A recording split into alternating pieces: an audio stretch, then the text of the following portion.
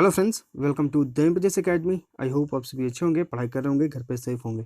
देखिए, आज के इस लेसन में हम लोग सोल्व करेंगे एसएससी सीएचएसएल 2020 के इंग्लिश के क्वेश्चंस को। ठीक है, एसएससी सीएचएसएल 2020 आपका जो है फॉर्म फिलअप हुआ था 2019 में और एग्जाम कंडक्ट कराया गया था आपका 2020 में। ठीक है, और 2020 में भी जो एग्जाम कंडक्ट हुआ था वो 2 फेज में करके हुआ था क्योंकि कोविड था उस समय। ठीक है, पिछले साल। तो यहाँ पर जो है आपका पहला जो फेज हुआ था वो हुआ था आपका 17 मार्च से 19 मार्च। उसके बाद आपका एग्जाम फिर 12 अक्टूबर से आगे हुआ था। ठीक है, तो हम लोग यहाँ पर जो है क्वेश्चंस सॉल्यूशन कर रहे हैं शिफ्ट वाइज करके। जैसे कि 17 मार्च को आपका जो है first shift, second shift, third shift में एग्जाम हुआ, तो हम लोग यहाँ पर जो है शिफ्ट वाइज करके पूरे डिटेल में सॉल्यूशन कर रहे हैं। तो हम लोगों ने 17 मार्च, 18 मार्च, 19 मार्च, 12 अक्टूबर और 13 अक्टूबर के सारे शिफ्ट के क्वेश्चंस का सॉल्यूशन कर लिया है। आज हम लोग करेंगे 14 अक्टूबर के फर्स्ट शिफ्ट के इंग्लिश के क्वेश्चंस को। ठीक है, क्योंकि रिसेंटली जो है एसएससी के द्वारा जो है आपका आया है एग्जाम कैलेंडर और उसमें दिया गया है कुछ एग्जाम्स का जो है रिवाइज डेट भी है। तो उसमें जो है एक एसएससी स्टेनोग्राफर का जो एग्जाम होने वाला था वो अभी नहीं दिया गया है। उसके बारे में दिया गया है कि टू बी नोटिफाइड लेटर। तो हम क्या कराने वाले थे कि आपका स्टेनोग्राफर का भी सॉल्यूशन कराने वाले थे जो 2020 में आपका दिसंबर मंथ में हुआ था, लेकिन अभी जो है उसका एग्जाम जो है फिलहाल नहीं होने वाला है, इसलिए हम स्टेनोग्राफर का जो क्वेश्चन है अभी हम सोल्व नहीं कराएंगे। ठीक है, जब उसका एग्जाम होगा तो हम प्रीवियस ईयर के उसके जो स्टेनोग्राफर के क्वेश्चन है वो हम जरूर सोल्व करा देंगे। अभी हम लोग जो है पूरा फोकस कर रहे हैं एसएससी सीएचएसएल, जो कि नोटिफिकेशन में भी है कि आपका जो है 12 अप्रैल से एग्जाम शुरू होने वाला है। और सीजीएल का अगर हम लोग देखें तो इसके बारे में अभी नया कोई अपडेट तो नहीं आया है, लेकिन इसके अगर हम प्रीवियस डेट्स को देखें तो ये मई में आपका होने वाला है। ठीक है, तो अभी हम लोग सीएचएसएल और सीजीएल के क्वेश्चंस को यहाँ पर सॉल्यूशन करेंगे क्योंकि ये दोनों एग्जाम जो है आपके सबसे अभी नजदीक हैं। ठीक है, तो प्रीवियस ईयर क्वेश्चन जो है हम लोग जितना प्रैक्टिस करके जाएंगे हमें पता चलता है कि आखिर एसएससी का पैटर्न क्या है, उसके अनुसार हम लोग यहाँ पर प्रिपरेशन करते हैं। ठीक है, तो प्रीवियस ईयर क्वेश्चंस को आप जितना ज़्यादा प्रैक्टिस करके जाइएगा आपको एक मोटा मोटी आइडिया हो जाता है कि हाँ इस तरह से क्वेश्चंस आते हैं और आप उस तरह से प्रिपरेशन करते हैं। ठीक है, तो प्रीवियस ईयर क्वेश्चन चाहे वो किसी सेक्शन के हों, ठीक है, मैथ्स, रीजनिंग, जीएस जो स्टैटिक क्वेश्चंस होते हैं और इंग्लिश। ठीक है, ये जो जितने भी है प्रीवियस ईयर क्वेश्चन, जितने भी सेक्शन, सारे क्वेश्चंस आप सॉल्यूशन करिए घर पे आराम से बैठ के। अगर कोई दिक्कत हो आप हमारे Telegram channel the MPS academy, ठीक है, उसके डिस्कशन ग्रुप में जो है जो भी क्वेश्चन ना बने आप वहां पर पूछ सकते हैं। डिस्क्रिप्शन में हमारे टेलीग्राम चैनल का लिंक दे दिया गया है। ठीक है, तो उसके डिस्क्रिप्शन बॉक्स में आप क्वेश्चन का पिक भेजिए या जो भी क्वेश्चन आप उसका पिक भेजिए, आपको वहां पर सॉल्यूशन मिलेगा। या तो फिर कोई कैंडिडेट सी जो ग्रुप में है वो आपको देंगे, या फिर नहीं बनेगा तो फिर हम आपको उसका सॉल्यूशन करके देंगे। ठीक है, चलिए अब हम लोग यहाँ पर सॉल्यूशन करते हैं 14 अक्टूबर के फर्स्ट शिफ्ट के क्वेश्चंस को। Question number 4, select the most appropriate word to fill in the blank. यहाँ पर देखिए एक वर्ड यूज है अप्रोप्रिएट, ये एसएससी में पूछा भी गया मिस स्पेल्ड में और सिनोनिम के रूप में भी। ठीक है, तो अप्रोप्रिएट मतलब होता है सटीक, उपयुक्त। उपयुक्त आपको जो है शब्द चुनना है ताकि आप इस सेंटेंस को फिल करना है आपको उपयुक्त वर्ड से। ठीक है, around 100 fill in the blank across the world participated in the conference. Participate यानी कि भाग लेना, अराउंड 100। अब कौन से लोग जो हैं वो भाग लेंगे? क्लेवर यानी कि चालाक, टैलेंट यानी कि प्रतिभा, डेलीगेट्स यानी कि प्रतिनिधि, इंटेलिजेंट यानी कि बुद्धिमान। तो यहाँ पर जो है 100 डेलीगेट्स यानी कि जो 100 प्रतिनिधि हैं पूरे विश्व से, अक्रॉस द वर्ल्ड यानी कि पूरे विश्व से उन्होंने भाग लिया इस कॉन्फ्रेंस में। ठीक है, पार्टिसिपेटेड यानी कि भाग लेना, ऑप्शन सी आपका यहाँ पर राइट आंसर हो जाएगा। क्वेश्चन नंबर 2, यहाँ पे आपको जो है ईडियम का अर्थ बताना है जो अंडरलाइन सेक्शन में है। ठीक है, to restart his cash strapped, ये जो कैश स्ट्रैप्ड है यहाँ देखिए अंडरलाइन किया गया है, ये आपका इडियम है, आपको इसका अर्थ बताना है। To restart his cash strapped company he decided to apply for a bank loan. अब आंसर्स क्या क्या है? इम्पोवरिश्ड, इम्प्रूविंग, एक्सपेंसिव या फिर एक्सपैंडिंग। तो देखिए कैश स्ट्रैप्ड मतलब होता है साधनहीन। क्या होता है? साधनहीन, शक्तिहीन। ठीक है, तो अगर हम ऑप्शंस को देखेंगे तो इम्प्रोवाइज्ड मतलब होता है साधनहीन, शक्तिहीन, गरीब। तो राइट आंसर आपका यहाँ पे ऑप्शन ए है, यानी कि उसे जो है अपने साधनहीन कंपनी को रीस्टार्ट करने के लिए उसे बैंक से क्या करना पड़ा? लोन लेने का उसने निश्चय किया, क्योंकि इसके पास जो है साधन नहीं थे, इसलिए उसने सोचा कि हम बैंक से लोन लेंगे। तो यहाँ पर जो आपका राइट आंसर है वो है आपका ऑप्शन है कैश स्ट्रैप्ड यानी कि इम्प्रोवाइज्ड यानी कि साधनहीन होना। ठीक, बाकी ऑप्शंस देखिए तो इम्प्रूविंग यानी कि सुधार होना, एक्सपेंसिव यानी कि महंगा, एक्सपेंडिंग यानी कि बढ़ोतरी, आगे बढ़ना। राइट आंसर आपका यहाँ पे ऑप्शन है। क्वेश्चन नंबर 3 यहाँ पे आपको अंडरलाइन सेगमेंट में इंप्रूवमेंट की जरूरत है तो गिवन ऑप्शन से करें, नहीं तो फिर नो इंप्रूवमेंट ऑप्शन के साथ जाएं। Gitanjali did not had a school yesterday because it was a second Saturday. ठीक, यहाँ पर देखिए डिड का यूज हुआ है, उसके बाद नॉट का यूज हुआ है। ठीक, तो इसके बाद जो हम जनरली बेस फॉर्म यूज करते हैं, जो भी वर्ब का होता है उसका बेस फॉर्म, तो बेस फॉर्म जो है हैड का वो होता है आपका हैव। चूंकि ऑप्शंस अगर हम देखेंगे तो यहाँ पर जो है डज नॉट का यूज हुआ है आपका ऑप्शन ए में। यहाँ पर देखिए it was a second Saturday यानी कि पास्ट में बात हो रहा है, और डज का प्रयोग हम लोग करते हैं प्रेजेंट में, इसलिए ये एलिमिनेट हो जाएगा। ठीक, यहाँ पर देखिए वाज नॉट हैविंग, यहाँ पर ये जो सेंटेंस है आपका पास्ट कॉन्टिन्यूअस में बन नहीं रहा है, इसलिए भी एलिमिनेट। नो इंप्रूवमेंट यहाँ पर होगा नहीं, क्योंकि हम जानते हैं कि डिड प्लस नॉट के बाद जो है आपका बेस फॉर्म यूज होता है, और बेस फॉर्म जो है वो होगा आपका हैव, यानी कि ऑप्शन बी आपका यहाँ पर राइट आंसर हो जाएगा। Question number 4, select the option that expresses the given sentence in direct speech. आपको डायरेक्ट स्पीच में चेंज करना है। तो अगर आपको स्पीच में किसी प्रकार का दिक्कत है तो आप हमारे टेलीग्राम चैनल द एमपीटीएस एकेडमी को ज्वाइन करिए।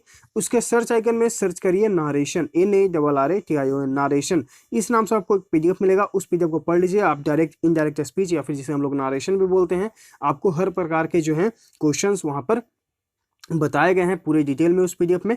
तो आप जाइए और उस लेसन को, उस PDF को पढ़िए, और उसके बाद जो है इसका आंसर कमेंट बॉक्स में आप कमेंट करके बताइए, क्योंकि हम हर लेसन में आपको ये कहते आ रहे हैं कि उस PDF को जो है आप पढ़ लीजिए। लेकिन अगर आप जानते हैं, आपने जो है प्रैक्टिस किया है डायरेक्ट इनडायरेक्ट स्पीच का, तो प्लीज कमेंट बॉक्स में इसका आंसर बताइए। ठीक, आगे के लिए आपको एक कंप्रीहेंशन दिया गया है और आपको इसे फिल करना है। ठीक है, चैंपनो पौधा आर्कियोलॉजिकल पार्क का UNESCO world heritage site is located in Panchmahal district in Gujarat, India. ये जो आर्कियोलॉजिकल पार्क है एक यूनेस्को वर्ल्ड हेरिटेज साइट है जो कि पंचमहल डिस्ट्रिक्ट गुजरात में स्थित है। ठीक है, it is situated near the historical city of Champaner. ठीक, हम लोग यहाँ पर यूज करेंगे इट का। ईट किसके लिए यूज हुआ है, तो ये जो आर्कियोलॉजिकल पार्क है उसके लिए हम लोग यहाँ पर ईट का यूज करेंगे। अगर आप यहाँ पर ऑप्शंस देखेंगे तो यूज हुआ है दे, तो दे तो प्लूरल के लिए यूज होता है, एलिमिनेट। डैट, विच का यूज होता है कनेक्ट करने के लिए। चूंकि यहाँ पर आपको एक हेल्प सब्जेक्ट की जरूरत है, इसलिए हम लोग यहाँ पर सब्जेक्ट के रूप में इट का यूज करेंगे। It is situated near the historical city. अब यहाँ पर जो ऑप्शंस गिवन है सिटी, फोर्ट, टार या फिर, तो हम लोग यहाँ पर यूज करेंगे सिटी का। चलिए कैसे वो हम समझते हैं। ठीक है, historical city of the champion a city. अब यहाँ पर देखिए अगर हम लोग सिटी का यूज किए हैं तो उसके बाद जो है ये खुद से ही क्लियर किया गया है कि ये जो सिटी है वो वनराज 14 के द्वारा जो है वो मतलब खोजा गया था। The most prominent king of the 14 dynasty. यहाँ पर देखिए द का यूज हुआ है, तो इसके बाद हम लोग एक सुपरलेटिव डिग्री का यूज करेंगे। तो अगर आप यहाँ पर ऑप्शंस देखेंगे तो यहाँ पर जो है मोर, मोस्ट, चीफ या फिर मेन, तो यहाँ पर जो आपका सुपरलेटिव डिग्री है वो है आपका मोस्ट, तो यहाँ पर हम लोग यूज कर रहे हैं मोस्ट का। ठीक है, मोस्ट प्रोमिनेंट किंग, प्रोमिनेंट यानी कि शक्तिशाली, महान, most prominent king of the 14 dynasty in the 8th century, यानी कि यह जो है शासक 8वीं शताब्दी में सबसे प्रोमिनेंट किंग था इस डायनेस्टी का। ठीक है, he named it fill in the blank at, from, after या फिर ऑन। तो अगर आप किसी व्यक्ति के नाम के ऊपर जो है वो नाम रखते हैं तो वहां पर हम लोग यूज करते हैं आफ्टर का। He named it after the name of his friend, यानी कि वह जो है यह नाम अपने फ्रेंड के नाम पर रखा था। ठीक है, एंड जनरल चंपा, जो चंपा था, ऑल्सो नोन लेटर एज चंपाराज, और बाद में जो है चंपा को भी हम लोग चंपाराज के नाम से जानते हैं। ठीक है, the heritage site is dotted with forts with washers ranging. जो हेरिटेज साइट है यह वो जो है फोर्ट्स यानी कि किलों से बंधा हुआ है, with washers ranging fill in the blank away, to, from या फिर एवब। तो यहाँ पर हम लोग यूज करेंगे ऑप्शन सी यानी कि फ्रॉम को, from the hills of Pavagadh and extending into the city of Champaner, यानी कि यह जो है रेंज कहाँ से कहाँ तक है, तो ये जो एक जगह है और ये जो एक जगह है यहाँ तक जो है इसका रेंज है। तो फ्रॉम हम लोग दो स्थान को यहाँ पर बताने के लिए हम लोग यहाँ पर फ्रॉम का यूज कर रहे हैं, from the hills of Pavagadh and the extending into the city of Champaner. यहाँ पे आपका राइट आंसर ऑप्शन सी हो जाएगा। क्वेश्चन नंबर 10, यहाँ पे आपको एंटोनिम बताना है, यानी कि विपरीत शब्द। अपोजिट, नीट मतलब होता है साफ, अब इसका विपरीत क्या होगा, तो मेसी होगा। मेसी मतलब होता है गंदा। राइट आंसर आपका यहाँ पे ऑप्शन ए विपरीत के रूप में। बाकी ऑप्शन देखेंगे तो स्ट्रॉन्ग यानी कि मजबूत, क्लियर यानी कि साफ, या तो सिनोनिम हो गया, शार्प यानी कि तेज। क्वेश्चन नंबर 11, यहाँ पे आपको एंटोनिम बताना है, यानी कि विपरीत। रिस्पॉन्सिबल का, रिस्पॉन्सिबल मतलब होता है जिम्मेदार, उत्तरदायी। ठीक है, अब यहाँ पर देखिए ऑप्शन है इल रिस्पॉन्सिबल, अनरिस्पॉन्सिबल, डिसरिस्पॉन्सिबल या फिर इरिस्पॉन्सिबल। तो रिस्पॉन्सिबल का जो यहाँ पर जो अपोजिट है, ये सारे अपोजिट के रूप में ही आपको दिया गया है, लेकिन जो यहाँ पर परफेक्ट वर्ड होता है डिक्शनरी में अगर आप देखेंगे तो वो होता है इररिस्पॉन्सिबल, यानी कि गैर जिम्मेदार। तो यहाँ पर जो आपका राइट आंसर हो जाएगा वो हो जाएगा आपका ऑप्शन डी। ये तीनों ऑप्शन जो है वो सही वर्ड है ही नहीं, ये तीनों वर्ड्स गलत हैं। ऑप्शन डी यहाँ पर राइट आंसर है। क्वेश्चन 12 में आपको जंबल सेंटेंस दिया गया है, इसे आपको सही ऑर्डर में अरेंज करना है। तो इसके लिए हम लोगों ने क्या सीखा है, पहले चारों सेंटेंसेस को हम आराम से पढ़ेंगे। आपको इसका पीडीएफ चाहिए तो आप हमारे टेलीग्राम चैनल से इसे डाउनलोड कर सकते हैं, उसके बाद आप इसका प्रैक्टिस कर सकते हैं। ठीक है, तो आप वहां पर पढ़ेंगे, एकदम आराम से पढ़िएगा और इसे समझिएगा। तो एक सब्जेक्ट को हमें चुनना होता है, ठीक है, इन चारों सब्जेक्ट को, सेंटेंसेस को पढ़ने के बाद। तो एक सब्जेक्ट को चुनकर जो है, अगर आपको पता है कि एक सब्जेक्ट हमारा ये है, उसके बाद जो है ऑटोमेटिकली उसे कनेक्ट कर पाएंगे, क्योंकि आपको पता है कि बात हो रहा है राम के बारे में, आपको पता है कि बात हो रहा है इंडिया के बारे में, आपको पता है बात हो रहा है यूएसए के बारे में। तो अगर आपको पता है तो आप इसको जो है ऑटोमेटिकली जोड़ पाएंगे, कनेक्ट कर पाएंगे। ठीक है, तो यहां पर देखिए, जो हम लोग यहां पर देख रहे हैं, तो जो आपका जो मेन सब्जेक्ट बनेगा वो क्या बनेगा। ठीक है, तो यहां पर जो बनेगा आपका सब्जेक्ट, सबसे पहले वो बनेगा a grey hare lived in the woods near a village. यहाँ पर देखिए, ग्रे मतलब जो होता है जो शिकारी होते हैं। ठीक है, a grey hare lived in the woods, यानी कि जो शिकारी है वो लकड़ियों के आसपास रहते हैं एक जंगल में। ठीक, यानी कि आपका सेंटेंस बनेगा बी से। ठीक है, यानी कि एक जो शिकारी करने वाले लोग हैं उनके बारे में बात हो रहा है। ठीक है, तो 20 अगर हमें पता है तो आप अपने ऑप्शंस को एलिमिनेट करिए, ऑप्शन ए और ऑप्शन डी आपका एलिमिनेट हो गया। ठीक, तो यहाँ पर देखिए आपका तो सब्जेक्ट बन गया ए ग्रे, यानी कि एक झुंड, यानी कि जो शिकारी करने वाला है। ठीक है, अब इसके बाद जो है क्या बात होगा। ठीक है, तो यहाँ पर देखिए पढ़ेंगे आप तो आपको पता चलेगा कि during the winter when night came he would, यहाँ पर देखिए जो शिकार करने वाला जो व्यक्ति है वो क्या करेगा कि he would pick up one ear and listen, वो रात में जब बाहर निकलेगा तो अपने कान ऊपर करेगा और उसे सुनेगा, यानी कि बी के बाद आपका आएगा डी। ठीक, यानी कि ये देखिए जो शिकार करने वाला जो व्यक्ति है इसके बारे में ही यहाँ पर बात हो रहा है, तो बी डी। उसके बाद क्या आएगा, इसके बाद वो क्या करेगा, तो then he would pick up the another, उसके बाद वो अपने दूसरे कान को खोलेगा और इसके बाद जो है वो सुनेगा, snuff and sit up on his hind leg, और उसके बाद जो है वो अपने पीछे वाले हिंड यानी कि पीछे वाले पैर पर जो है बैठेगा, यानी कि बी डी सी। और उसके बाद जो है देन, उसके बाद वो क्या करेगा, तो then he would give one leap, two leaps through the snow and sit up again on his hind leg and look all around, और उसके बाद वो क्या करेगा, देखेगा इधर उधर और अपने बाद जो है वो दूसरे पैर को भी फैलाकर वहां पर बैठेगा और चारों ओर देखेगा। तो बी डी सी ए आपका यहाँ पर राइट आंसर बन जाएगा। बी डी सी आपका देखिए ऑप्शन सी यहाँ पे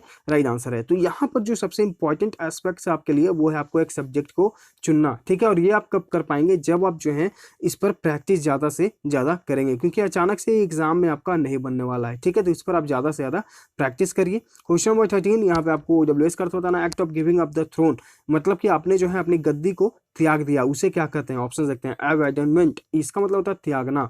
रिनंसिएशन यानी कि त्यागना। अब्डिकेशन यानी कि पद को त्यागना, गद्दी को त्यागना। रेजिग्नेशन यानी कि इस्तीफा। तो देखिए यहाँ पर राइट आंसर आपका ऑप्शन सी, सभी का अर्थ है त्यागना, लेकिन यहाँ पे पूछा गया है आपसे कि पद यानी कि थ्रोन जो आपका गद्दी है उसको त्यागना क्या कहते हैं, तो उसको त्यागने को कहते हैं एब्डिकेशन। ऑप्शन सी यहाँ पे राइट आंसर है। क्वेश्चन 14 यहाँ पे आपको ग्रामेटिकल एरर को फाइंड आउट करना है। Despite of her tiredness Meera went into the kitchen to make some dinner for the children.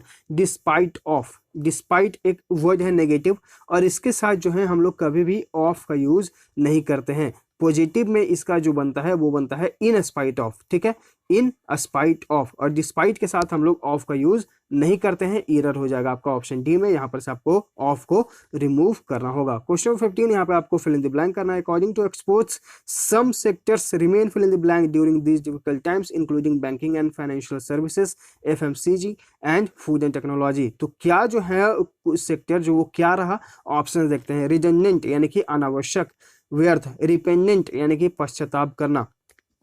ठीक है, उसके बाद जो आपका है रिपग्नेंट, इसका मतलब क्या होता है, रिपग्नेंट मतलब होता है घृणास्पद, और रिसेलिएंट यानी कि लचीला।